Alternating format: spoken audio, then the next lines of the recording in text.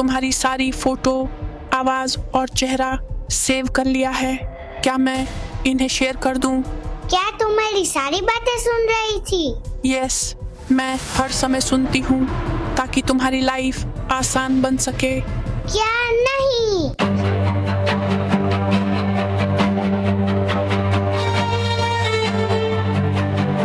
रिया, तुमने कौन सी वेबसाइट पर तुम्हारी फोटो अपलोड कर दी? तुम्हें पता भी है, वो भी ऐसी वाली फोटो? पापा, मैंने तो सिर्फ एआई में फोटो बनाई थी। मुझे नहीं पता था कि ये मजेदार ट्रेंड एआई का इतना खतरनाक प्रूफ होगा।